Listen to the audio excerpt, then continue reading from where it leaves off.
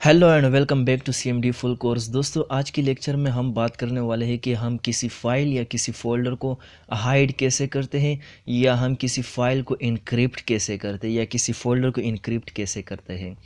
तो उसके बाद हम जानेंगे कि हम एक्सटेंशन को कैसे फाइंड कर सकते हैं कि ये कौन सा एक्सटेंशन है। वो बाद में मैं आपको बताऊंगा, मैं आपको समझाऊंगा सब कुछ।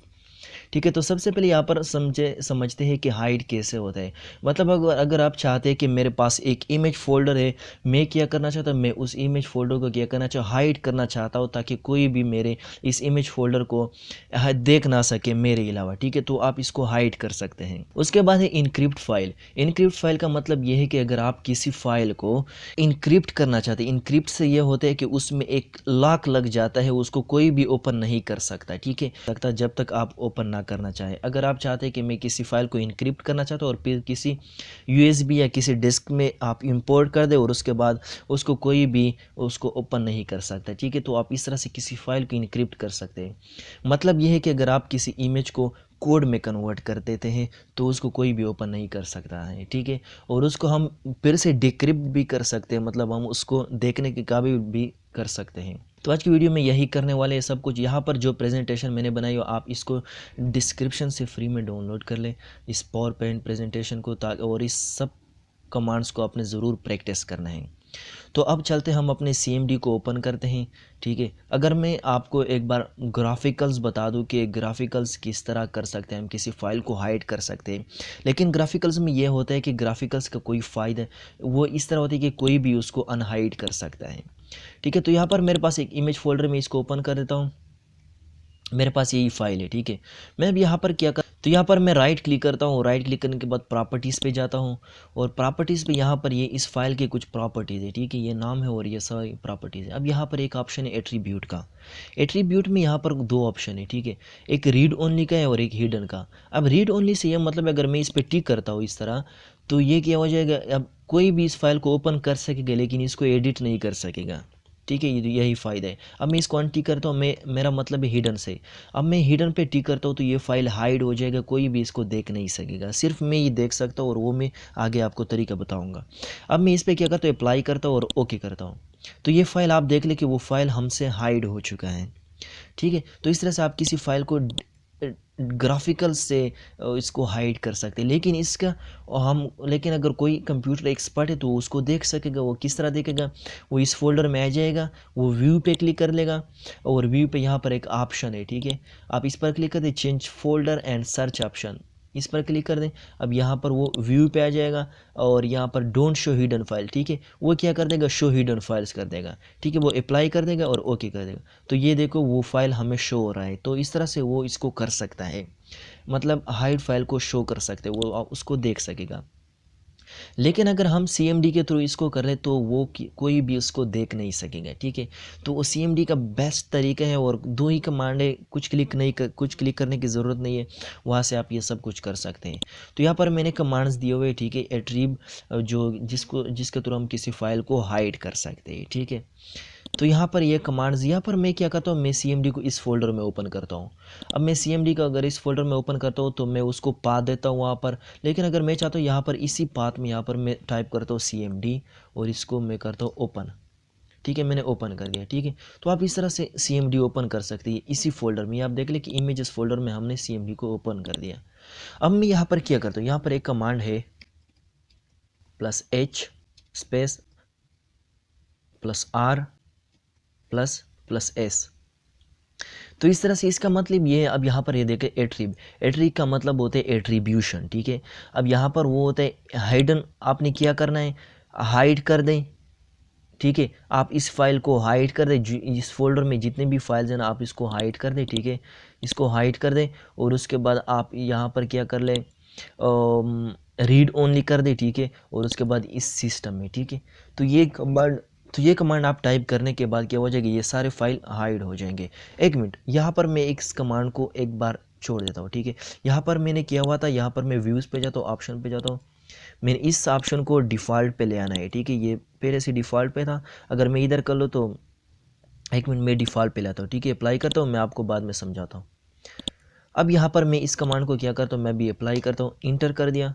ठीक है, मैंने इंटर कर दिया। अब मैं यहाँ पर रिफ्रेश करता हूँ 1 मिनट, तो ये देखो ये फाइल क्या हो गई, ये फाइल हाइड हो चुकी है। ठीक है, अब मैं क्या करता हूँ, व्यू पे जाता हूँ, व्यू पे ऑप्शन पे जाता हूँ, चेंज ऑप्शन, यहाँ पर जाता हूँ मैं, शो, इसको टिक कर देता हूँ। ठीक है, ओके कर देता हूँ। अब फिर से रिफ्रेश कर देता हूँ, तो ये देखो यहाँ पर आप देख ले कि ये फाइल आपको कभी शो नहीं होने वाली। ठीक है, तो इस तरह से आप किसी फाइल को हाइड कर सकते हैं परमानेंट तौर पर।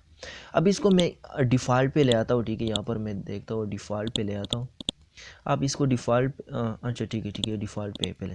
अब मैं यहाँ पर क्या करता हूँ, मैं इसी फ़ोल्डर में, ठीक है, इस इमेज फ़ोल्डर में यहाँ पर फिर से कमांड लिखता हूँ, इसको अनहाइड करता हूँ। मेरा इसके बाद क्या करता हूँ, अनहाइड कर दें, उसके बाद स्पेस दे दें, माइनस साइन लगाने। आप इन सारे एच के साथ माइनस, आर के साथ माइनस, एस के साथ माइनस लगाने।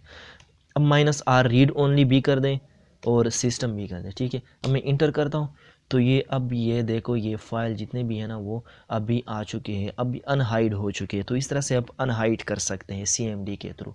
और CMD का तरीका बेस्ट है क्योंकि वो कोई भी उसको देख नहीं सकता अगर वो व्यू वाला ऑप्शन अप्लाई कर ले। ठीक है, अब हमारे पास दूसरे कमांड जो है वो हम किसी फाइल फोल्डर को इनक्रिप्ट कैसे करते हैं। हम किसी फाइल फोल्डर को इनक्रिप्ट करते हैं, उसके लिए साइफर कमांड है हमारे पास। ठीक है, अब मैं यहाँ पर जाता हूँ, देखिए यहाँ पर मैं, ठीक है मैं यहाँ पर आ चुका हूँ। ठीक है, मैं यहाँ पर टाइप करता हूँ साइफर, साइफर स्पेस कर दें, उसके बाद स्लैश कर दें, ई का मतलब होता है इनक्रिप्ट। मैं इस फोल्डर को क्या करना चाहता हूँ, इनक्रिप्ट करना चाहता हूँ। मैंने इंटर कर दिया, सॉरी यहाँ पर मैंने कमांड गलत लिख लिया। ठीक है, मैंने एक गलती की है, वो क्या है, CI डालना है। ठीक है, साइफर स्लैश ई, अब इनक्रिप्ट करना है।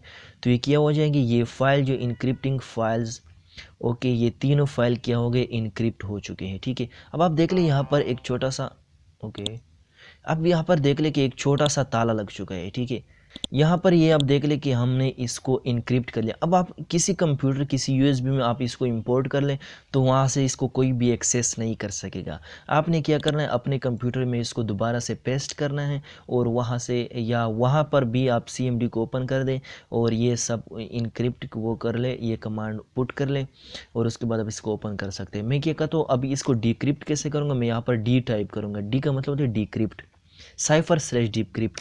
मैंने इंटर कर दिया और ये देखो ये डिक्रिप्ट हो चुकी है, वो ताला हट चुका है। ठीक है, तो इस तरह से आप ये फाइल को इनक्रिप्ट और डिक्रिप्ट भी कर सकते हैं।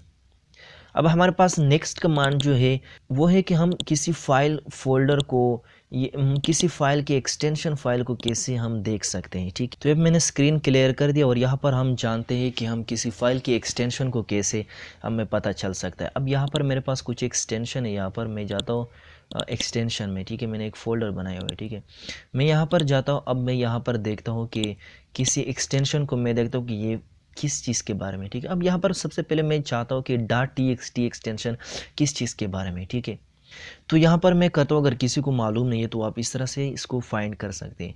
मैं यहाँ पर करता हूँ एसओ का मतलब होता है एसोसिएशन .txt। आप इस कमांड से .txt आपने पहले क्या करना है, एसोस लगाना है, उसके बाद एक्सटेंशन नेम लगाना है। ठीक है, ये उसके बाद ये .txt है। ठीक है, मैं इंटर करता हूँ तो वो मैं बता रहा है कि ये txt फाइल है, यानी ये एक नोटपैड फाइल है। ठीक है, अगर हम इसके अलावा एक और कर ले, ठीक है, यहाँ पर मैं करता हूँ एसोस .pptx। ठीक है, मैंने ये कर लिया। तो इससे क्या होता है कि आपने जो एक्सटेंशन PPTX कर लिया वो power point presentation, power point 12 से जो आगे वर्जन है वो उसके लिए यूज़ होते हैं। तो इसका मतलब ये पावर पॉइंट के लिए यूज़ होता है। यहाँ पर मैं अगर करता हूँ asos.ppt करता हूँ सिर्फ, तो वो क्या मुझे शो करेगा कि ये पावर पॉइंट के एक्सटेंशन है, लेकिन जो 8 तक है ना, यानी माइक्रोसॉफ्ट वो 8 और 7 जो है ना वहाँ तक है। ठीक है, तो इस तरह से PPT यूज़ होता था। अब इसके बाद मैं किसी और फाइल को भी कर सकता हूँ, .exe का करता हूँ। ठीक है, तो वो क्या करेगा, अब यहाँ पर करता हूँ asos.exe, तो वो कह रहा है कि ये एग्जीक्यूशन फाइल है। ठीक है, वो यहाँ पर बता रहे हैं कि एग्जीक्यूशन फाइल है। तो आप इस तरह से किसी भी एक्सटेंशन को भी फाइंड कर सकते हैं।